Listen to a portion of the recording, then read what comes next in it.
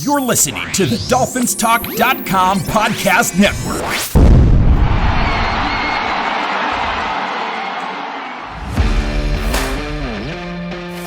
Welcome to Dolphins Talk Weekly, your one-stop audio breakdown of all of this week's Miami Dolphins news. Now, here is your host, Kevin Dern. It's another Victory Week podcast for us here on Dolphins Talk Weekly. I'm your host, Kevin Dern. Please give me a follow at KevinMD4, and you can follow the show on iTunes, Spotify, or wherever else you get your podcasts. And it is a victory week because the Dolphins were winners on Sunday Night Football 24-17. I apologize for getting the podcast out an extra day late, but again, work called and had to stay a little late on Monday night and just didn't have the juice. I actually fell asleep during the third quarter of the Browns-Steelers game on Monday Night Football. I meant to come down and watch it or come down and record the podcast, and as I watched till halftime, and needless to say, didn't quite make it down because it was kind of a snoozer of a game to that point. I do feel bad for Nick Chubb and that horrific injury. He's been through quite a lot in his career, but we're here to talk about the Dolphins, and they were winners on Sunday Night Football over the New England Patriots 24-17. And we'll talk about that game here on the show, and we will do a preview, or a mini preview, of Sunday's home game, the home opener, against the Denver Broncos. So, no new whiskey segment in the whiskey segment tonight, but we're still sipping on Lagavulin 11, the Nick Offerman Charred Cask Edition from Lagavulin. And we'll take our victory sip here. Outstanding stuff from Lagavulin, as always. But now, let's dive back into the Dolphins' win over a division foe, the New England Patriots. With that win, the Dolphins just one of two teams in the AFC to start 2-0. The Dolphins and the Baltimore Ravens, the only two teams in the AFC to get to 2-0 after the Browns fell on Monday Night Football. So, we talked about that after the win over the Chargers, and it almost came true. Disappointing effort from the Bengals against the Ravens in that game. Otherwise, Miami might be sitting pretty in the catbird seat as the only 2-0 team in the AFC. But overall, my thoughts on that game, that's a tough game. You have a Patriots team who came off playing a very tough opponent in Philadelphia, played them very close, and almost actually drove down there and had a chance to get the game-winning touchdown late in the game, despite being down, I think it was 16-0 to the Eagles. So, tough game, tough environment on Sunday Night Football in prime time. We talked about, or I think I may have tweeted about it, the Dolphins were 1-3 in primetime games a year ago, losing to the Bengals on Thursday Night Football, losing to the Chargers on Sunday Night Football, losing to the Bills on the Saturday game. They did beat the Steelers at home, which was the only victory they had, the only home game in primetime they had on Sunday Night Football a year ago, but they are off the schneid so far this year, beating the Patriots, and it was a tough game, tough environment. New England's never a team that's going to just roll over and die like some of the opponents we saw last year when Miami's offense really got rolling. You think about the wins over, Cleveland and Houston in particular as examples, but Miami controlled this game really from start to finish. You get a turnover early from Bradley Chubb. We'll talk about him in depth here in a minute.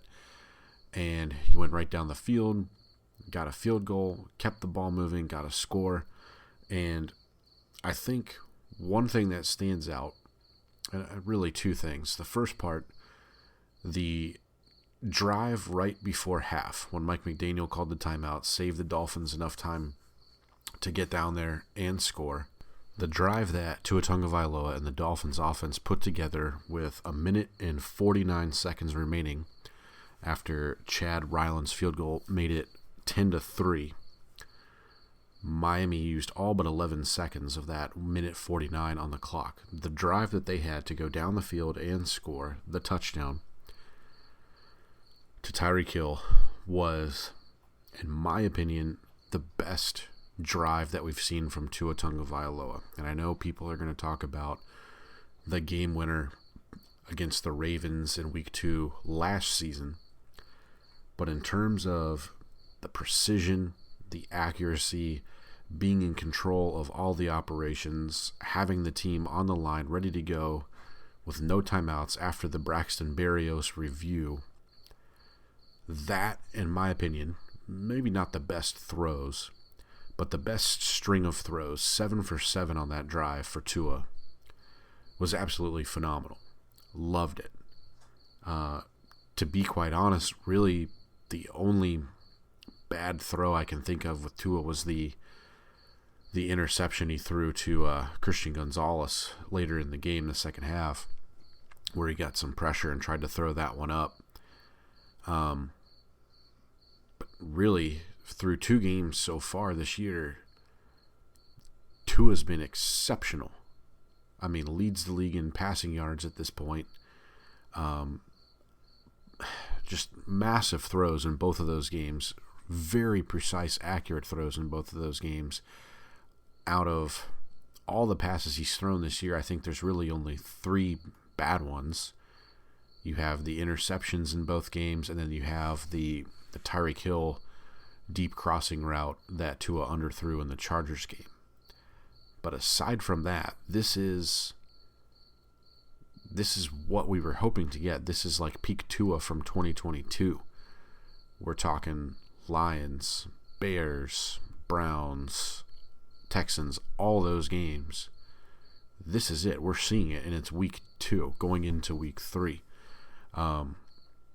Absolutely incredible. I did see a statistic today. Tua has or at least in week 2, had the fastest time to throw out of any quarterback. So that's measuring from the point when the snap takes place to the time to throw, and was tied for first in the intended air yards per target. So how far the ball traveled. So he's throwing it the furthest downfield with the shortest amount of time from snap to release.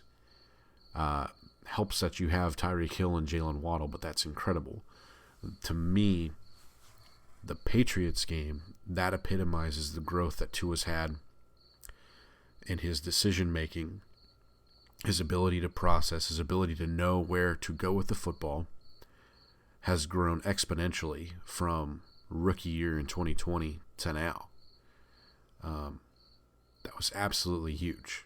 And that was the type of performance, because Bill Belichick came out and basically spammed the Dolphins with 3 safeties in the middle of the field. If you look at Tua's spray chart, normally there's a bunch of passes attempted and completed between the hashes. Miami did not attempt a single pass between the hash. There's no completions, no attempts. Belichick took away what Tua does best, and Tua still had an incredible game, minus the one throw that got intercepted. But that ended up being essentially just an arm punt. Just through 2 weeks, I don't think we could have asked for anything better, other than maybe like 1984 Dan Marino play. Just kudos to Tua, kudos to Mike McDaniel, Frank Smith, and the offense. And brings me to my second point as we kind of go through the offensive review here. The offensive line, through 2 games, has given up 1 sack, and that was Austin Jackson on a spin move to Matthew Judon. I think it's even more incredible given that the tremendous variations in blitzes that Bill Belichick has usually used in the past. And I apologize if you can hear Chloe, our pit bull, in the background, or the world's loudest cricket that is outside of our basement right now. But the amount of variations of blitzes and pass rush games that the Patriots deploy for Miami's offensive line to be able to only give up 1 sack without Teron Armstead, 1 sack through 2 games, is incredible. So hats off to Butch Berry and the entire offensive line, not to mention the amount of running the football that the Dolphins did in that game against the Patriots. Raheem Mostert had a huge day, 18 carries, 121 yards, 2 touchdowns, and I would say credit to Mike McDaniel for devising ways to hit the Patriots on the edges. You know, that's kind of long been Bill Belichick's philosophy, is don't let anything beat you outside. Well, when you're playing with that extra safety in the middle of the field, basically patrolling hash mark to hash mark, which in the NFL is not that much space, as a team you went 30 carries for 145 yards, 4.8 yards per carry, and that's counting Jalen Waddle's 2-yard loss and counting kneel down from Tua at the end of the game. Very impressive work by the offensive line, and I loved how McDaniel was able to get Raheem Mostert and Savon Ahmed out into space, especially towards the left side, which I think is very interesting because you're doing that without Teron Armstead, so that could be something to watch moving forward when Teron returns. But just a magnificent performance, and then to know when to hit the Patriots with some inside stuff, inside zone, a couple gap plays down towards the goal line in the low red zone. It was just a brilliant game plan from McDaniel. He stuck with it.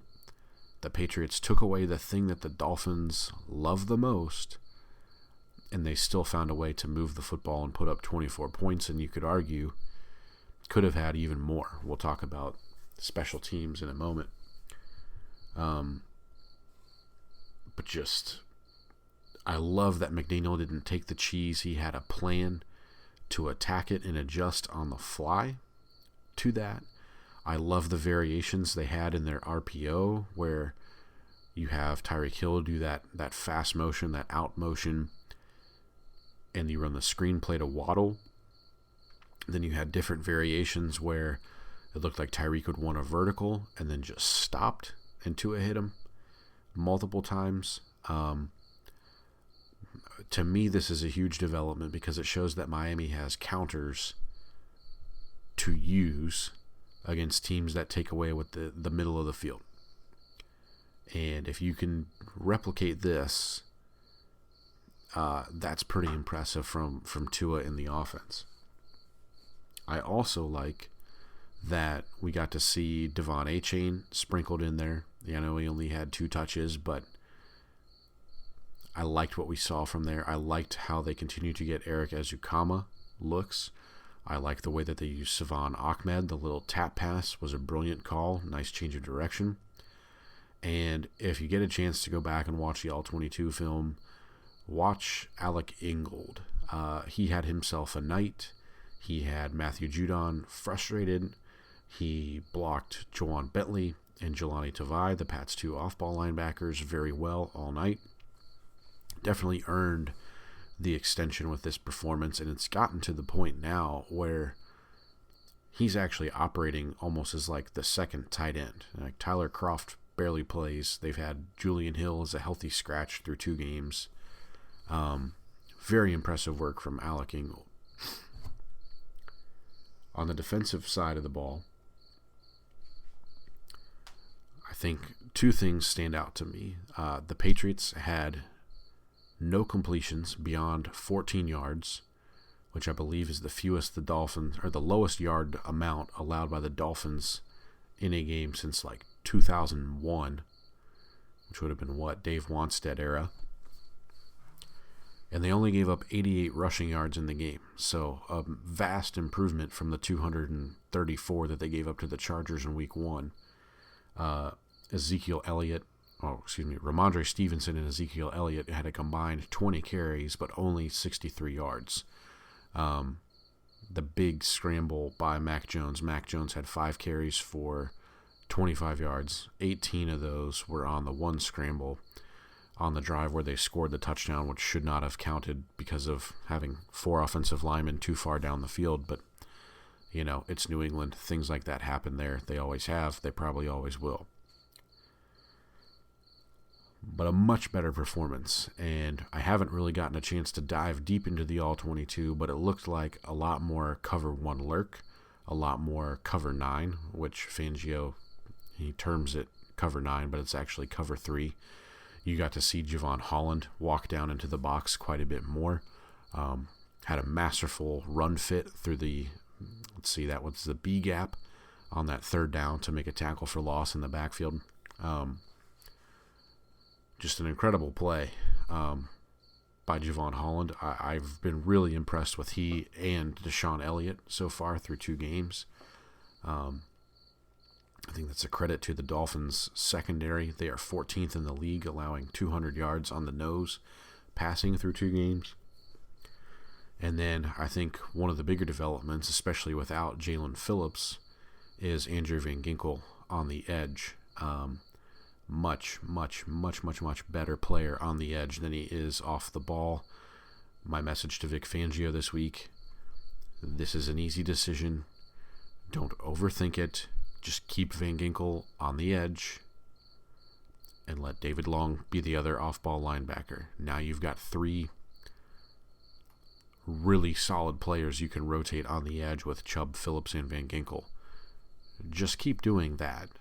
You can sprinkle in Emmanuel Ogbah when you need to, but let David Long play. He was superb in the game, had a tackle for loss, had a sack. The run defense was much better fitted up. He knows how to play off the gap and a half style. I thought Christian Wilkins and Zach Sealer looked much more like their usual selves, and that was against the Patriots starting guard tandem who missed week 1. They were back for week 2, and Miami did that to their run game. Just bravo to Vic Fangio and the coaching staff on the defensive side of the ball for getting things corrected.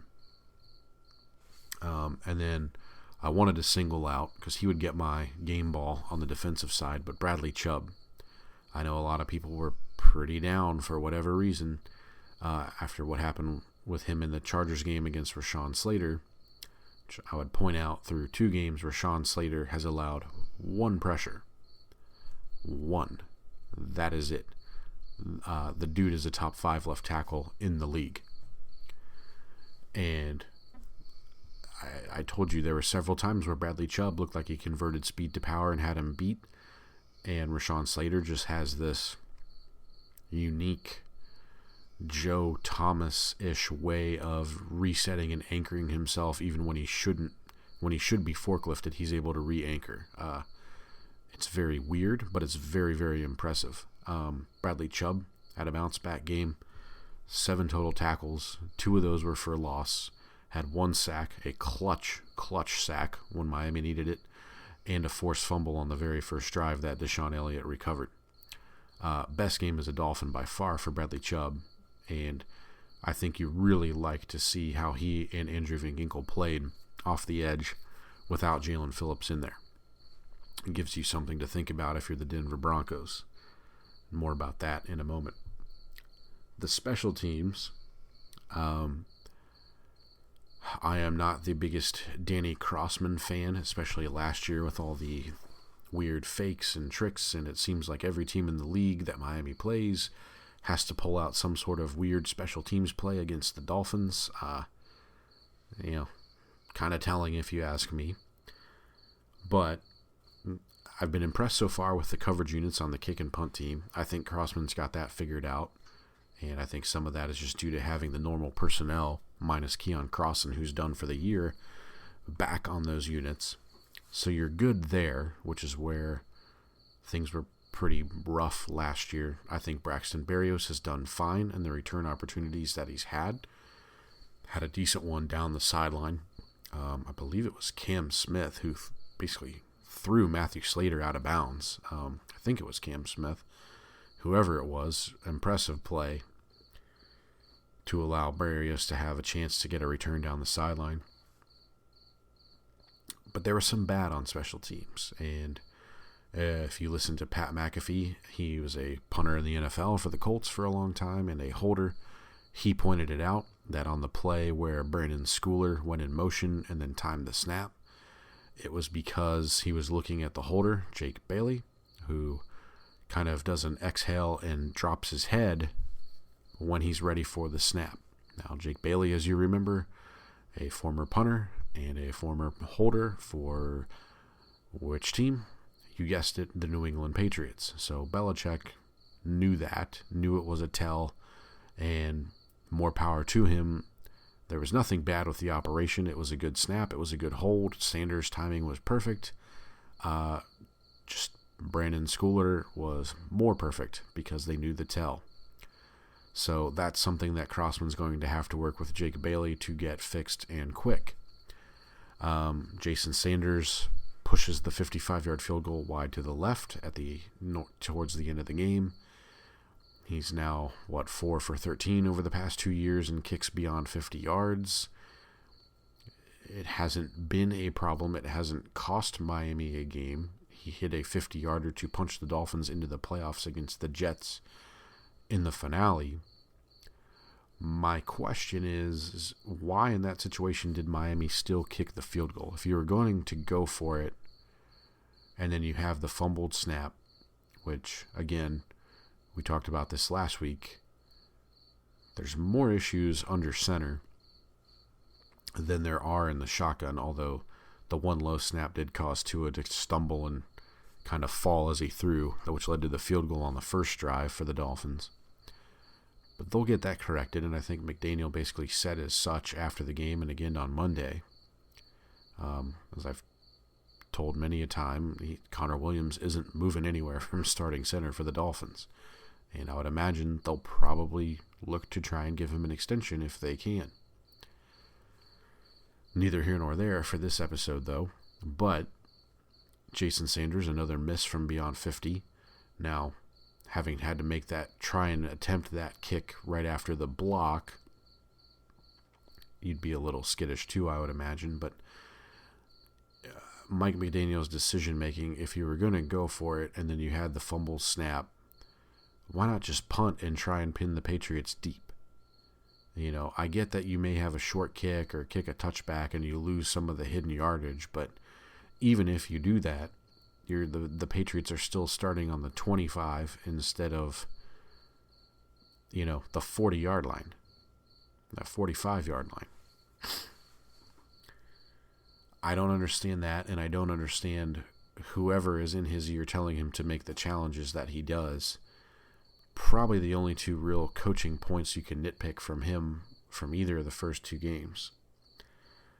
But again, you're sitting 2-0 with a division win, 2-0 in the AFC, one of two teams that's 2-0, and you've got your home opener. You have 9 home games, counting this weekend, left on your schedule, and only 5 more true road games because you have a neutral site game against the Chiefs in Germany.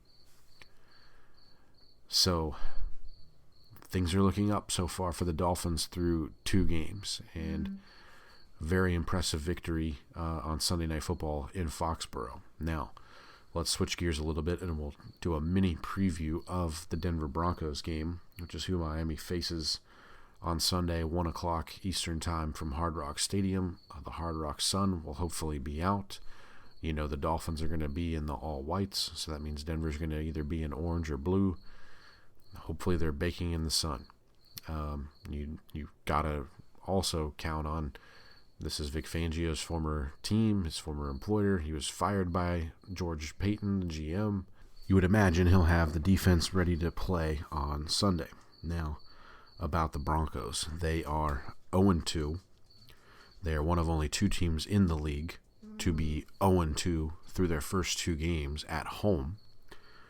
But they've only lost by a combined 3 points. They lost 17-16 to the Raiders in week 1. And then thanks to a Russell Wilson Hail Mary, they were a 2-point conversion away from sending the game in week 2 against the Commanders to overtime. They fell 35-33. Now, I saw the second half of that game, and Denver was ahead in that ballgame 21-3.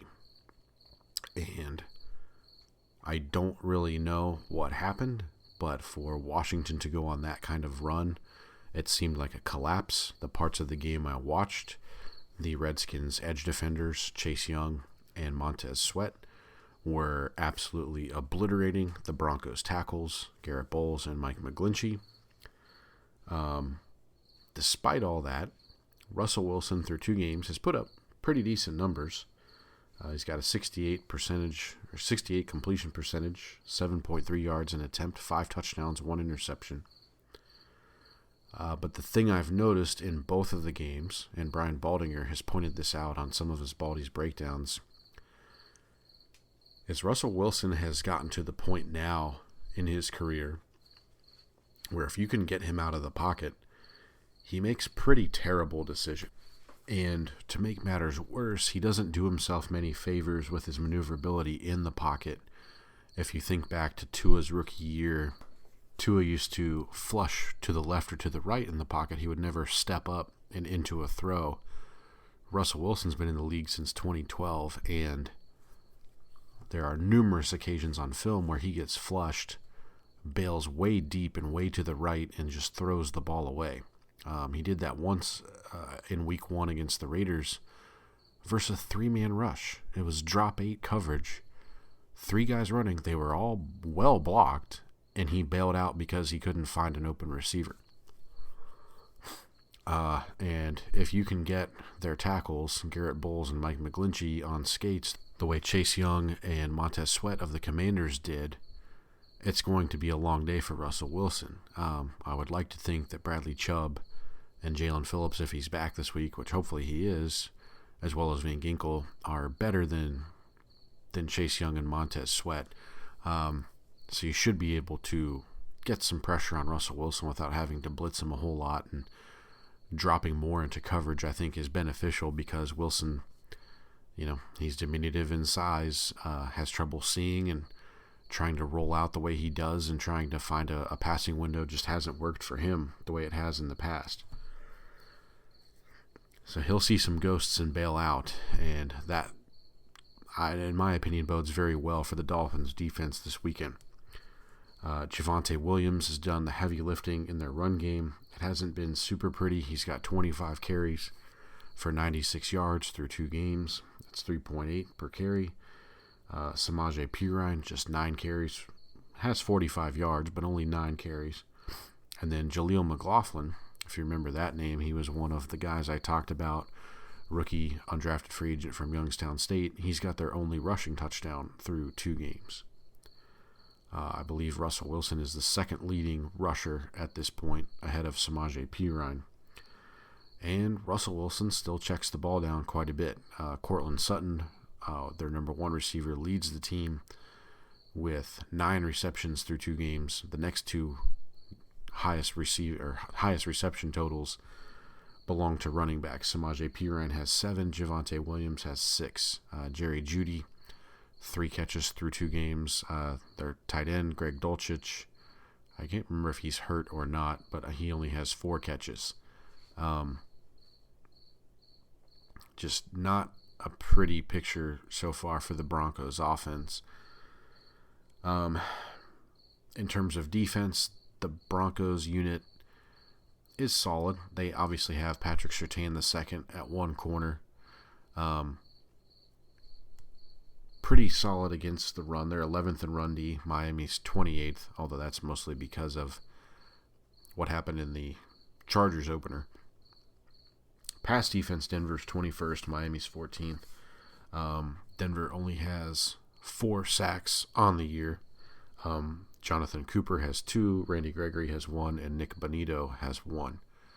So Miami conversely has 7 through 2 games. So Denver has Vance Joseph running the defense. It's very much the Wade Phillips style of defense, kind of the one-gap attack 3-4. Has mixed in some different coverages, but still blitzing at a fairly high rate. I think they were in the top 5 or top 8 in terms of blitz rate so far through 2 weeks in the NFL. That also bodes well for Miami, as Tua Tagovailoa has been fabulous against the blitz this year. Sean Payton just hasn't quite figured it out, and just from the stuff you hear about Russell Wilson and how he acts, just doesn't strike me as a guy that Sean Payton's going to be willing to put up with for very long. If things don't turn themselves around this season, and with the quarterback class that's shaping up for the 2024 draft, I think you would be wise to let Sean Payton pick his own guy if things go belly up in Denver. But that's not related to this game, and that's a long way off. But this game, being at home, the home opener, good start. You have a Bills game on the horizon. Feels like it could be a possible trap game for Miami, but they're playing so well at the moment, and I think the way that they match up with Denver can cause a lot of issues. I don't really trust Denver's offensive line. I don't trust their tackles. Mike McGlinchey had a hell of a time trying to deal with Jalen Phillips last year. You've got him again now, hopefully this Sunday. Just something just feels like it's going to benefit Miami. I hate to predict the scores, although if you saw my Twitter feed this week, I texted Travis Wingfield before the Dolphins and Patriots kicked off, and I actually predicted 24-17 Miami. Should have gone to Vegas, I suppose, but I usually don't feel comfortable making score predictions, but I feel like all the factors in this one kind of land in Miami's favor. You know, for Denver to have a shot, I think they're going to need to get a defensive score and or a special teams score. They're going to have to run the ball and try and grind out the clock. I like the way that Miami's defensive line, both edge and interior, matches up with Denver's offensive line. Unless I'm way off the mark, it feels like Denver will have a hard time running the ball. So you're going to pit Tua versus Russell Wilson under the Hard Rock Sun, and we'll see who's cooking at the end of it. But I feel pretty good about the Dolphins in this one. That's going to do it for my show for this week. A shorter episode, but I think you guys have enjoyed the shorter episodes and the recaps. We'll have the episode after the Denver game. We'll record that Sunday night. Should be out Monday or Tuesday next week. Thank you guys for listening and tuning in. Have a great week. Fins up.